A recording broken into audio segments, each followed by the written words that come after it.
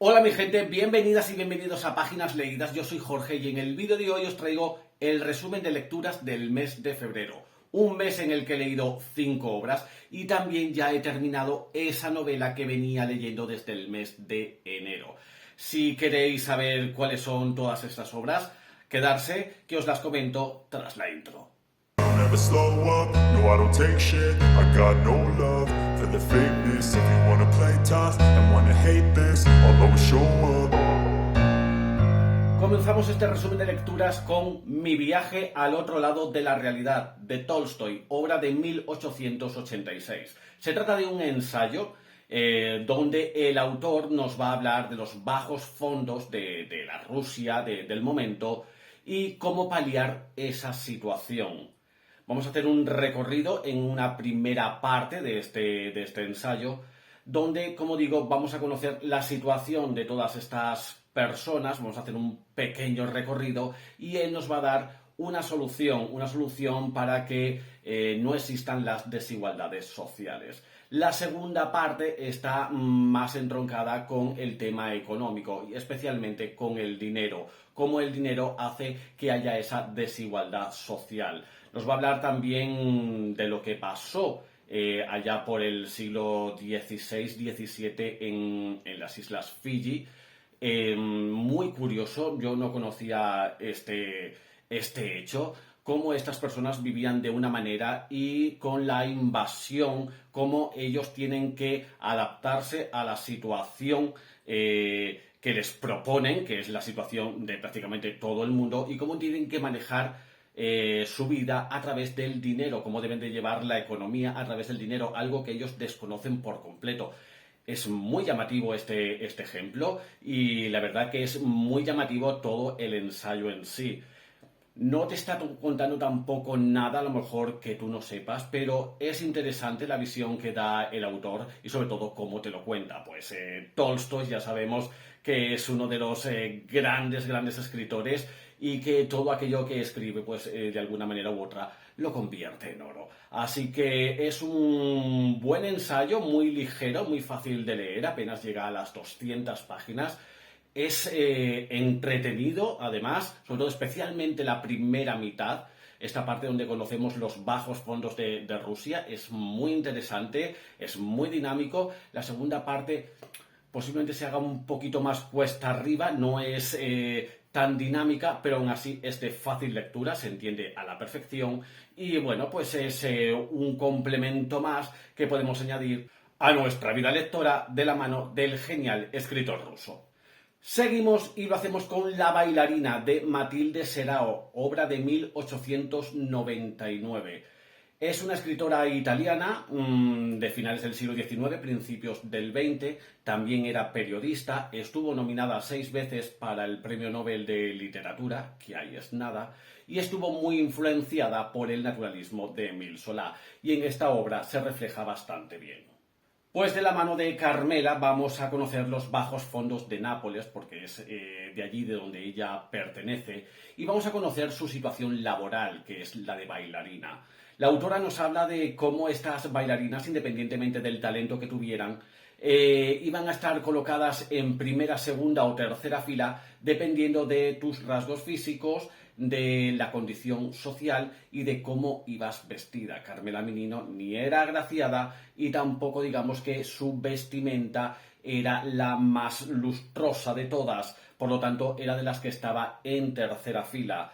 No, sin embargo, había otras que no porque pertenecieran a una mayor clase social estaban en primera, pero entre bambalinas, que es lo bueno de esta novela, vemos como todas ellas se basan en comentarios, en chismorreos de quién está con quién, porque muchas de estas bailarinas, especialmente las que están en primera fila, que sí podrían ser más guapas, tenían unos rasgos físicos, digamos, más llamativos, cómo sucumbían a los hombres mucho mayores que ellas y las colmaban de regalos. Así ellas iban con grandes joyas, con vestidos nuevos y, en fin, mejor apañadas que las que estaban en tercera fila.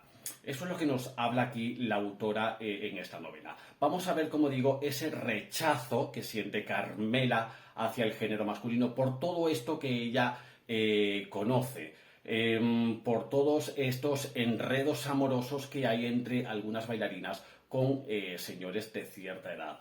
Ella también va a sufrir, por decirlo de alguna manera, el acoso de estos hombres que quieren estar con ella, que la quieren invitar, colmarla también de regalos, invitarla a cenar y demás, y cómo ella va a ir rechazando a todos y cada uno de ellos. Digamos que ella no va a ser como las demás, es algo que lo lleva muy dentro y lo expresa muy por fuera, o sea, que es un personaje de armas tomar.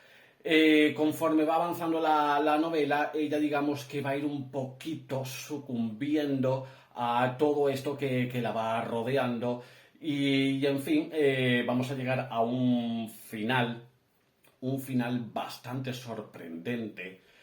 Me pregunto si el autor Vicente Blasco Ibáñez conocía a esta autora y conocía esta obra, porque el final de esta obra me recuerda muchísimo a una de sus novelas.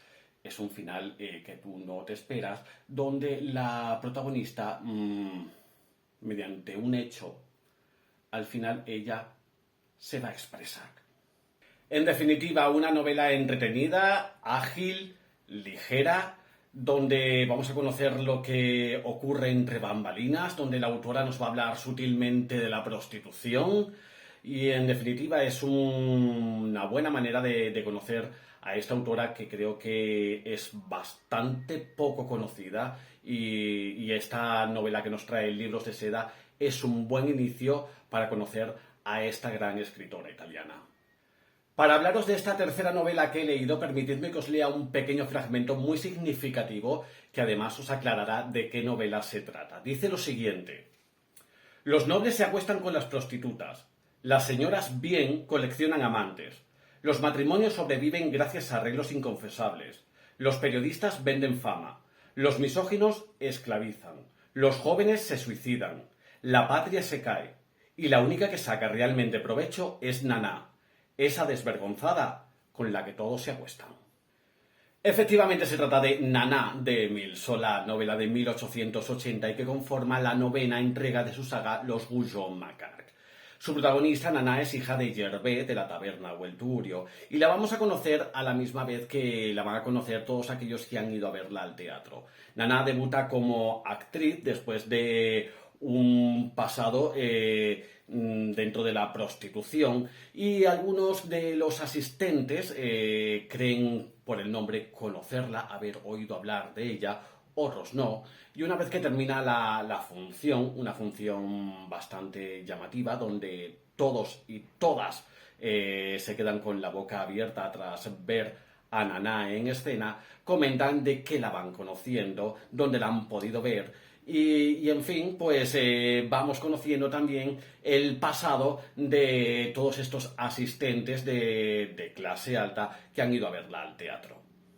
Es a partir de ese momento cuando conocemos el ascenso social de Naná, cómo ella va manteniendo relaciones con muchos de estos hombres que la van colmando de casas, de joyas, de vestidos, de regalos, mientras ellos van quedando en la absoluta miseria. Ella en ningún momento se va a enamorar, no quiere saber nada de amoríos, simplemente los va utilizando a unos y a otros. Y vemos cómo ella es, digamos, también una coleccionista de amantes, cómo los lleva a su casa, los reparte por diferentes estancias y se va ocupando de cada uno de ellos en el momento oportuno. También vamos a conocer cómo estos hombres, a pesar de querer estar con ella, de colmarla de todo tipo de lujos, cómo la desprecian, cómo la comparan con lo que ellos consideran que son las mujeres honradas, es decir, las que tienen en casa. Y es ahí cuando, en determinado punto de la trama y con determinado personaje, Naná pone las cartas encima de la mesa y habla de esa honradez que supuestamente tienen en casa. Es buenísima esa escena, de verdad, para enmarcar y para subrayar muchas de las frases lapidarias que suelta Nana por esa boquita. La novela se va desarrollando con ese ascenso social de Nana, en ningún momento va a perder esa posición, pero sola se las ingenia bastante bien para que de alguna manera u otra sus personajes caigan en desgracia. Tiene un inicio, como digo, muy potente, muy bueno. Tiene un final estremecedor, estremecedor.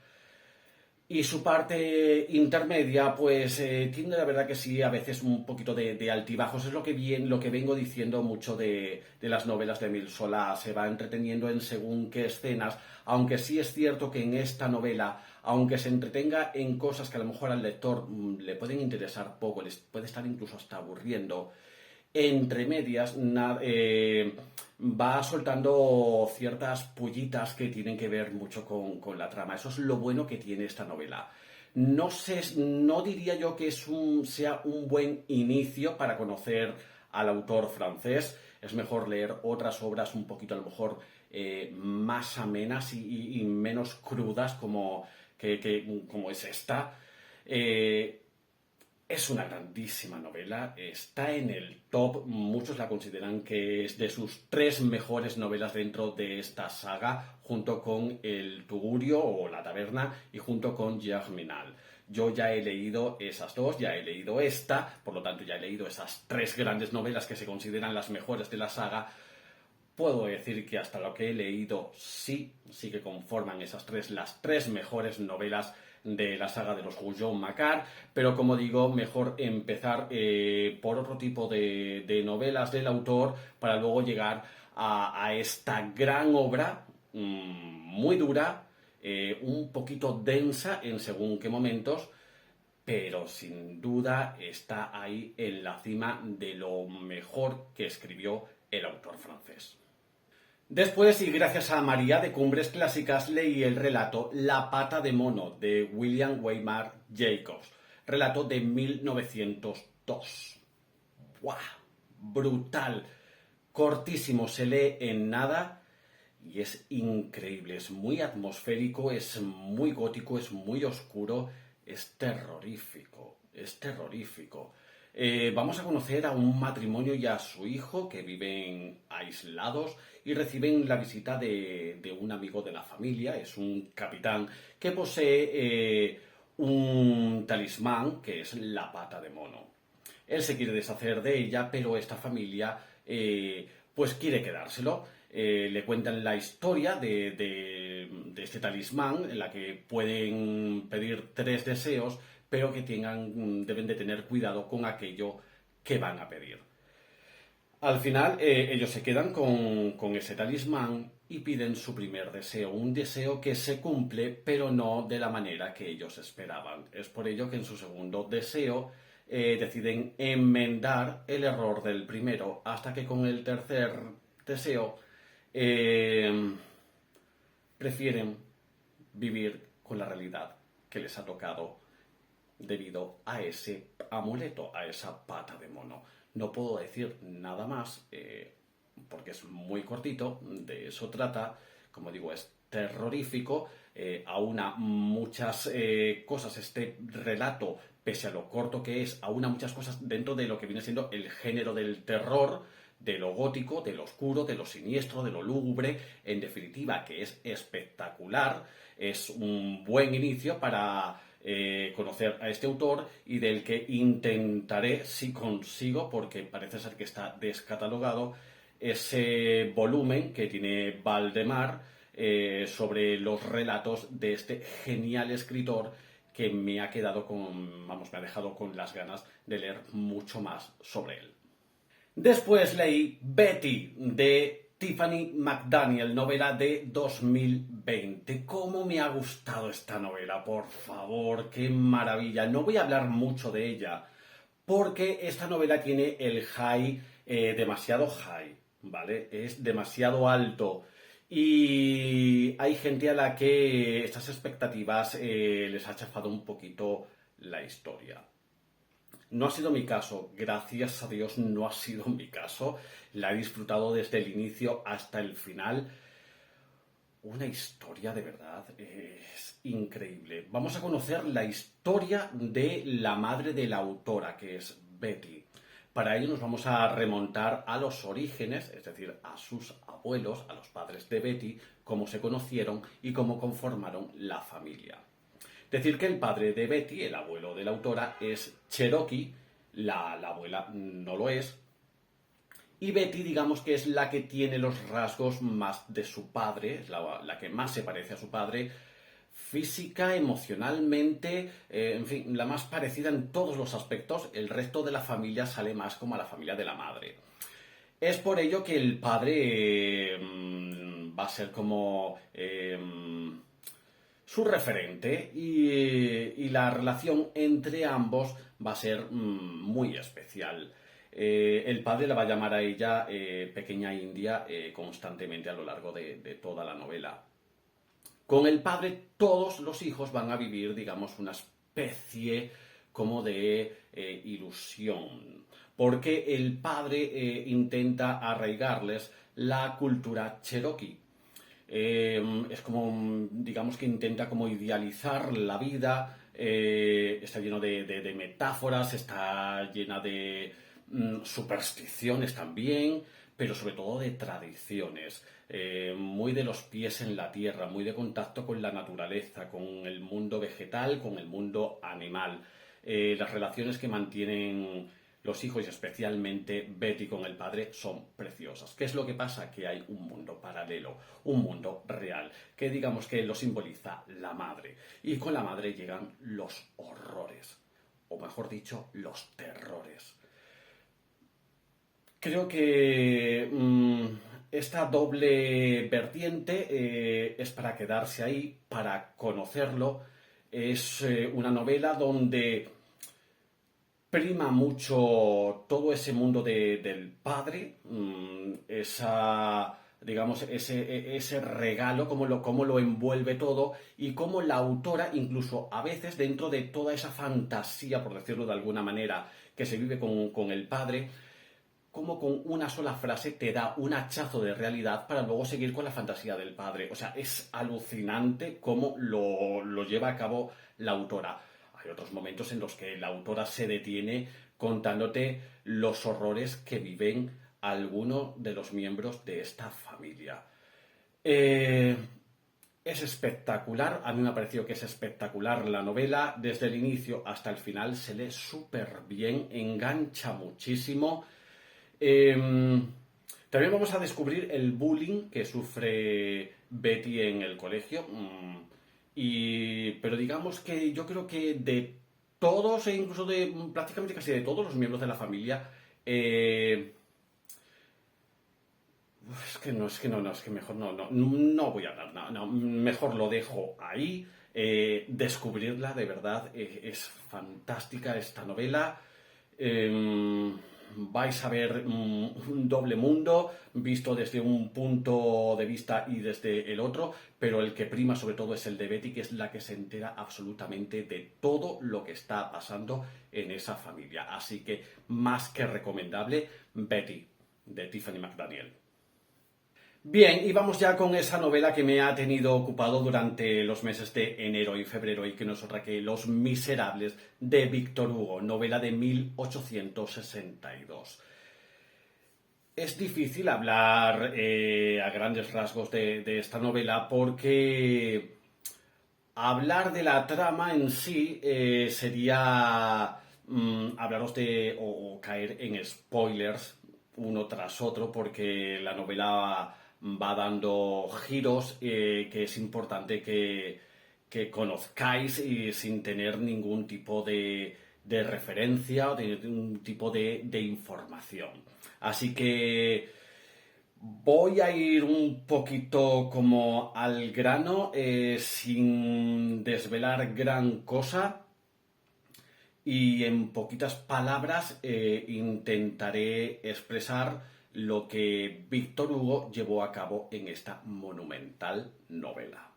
Como digo, es la obra monumental de Víctor Hugo, es una epopeya humana que abarca diferentes décadas de la historia de Francia y que vamos a conocer los destinos entrelazados de sus personajes. El autor va a utilizar el siglo XIX como trasfondo histórico de esta historia, con lo que ello conlleva, es decir, la pobreza, la injusticia social y los ideales revolucionarios, cimentando la historia en la vieja e interminable lucha entre el bien y el mal.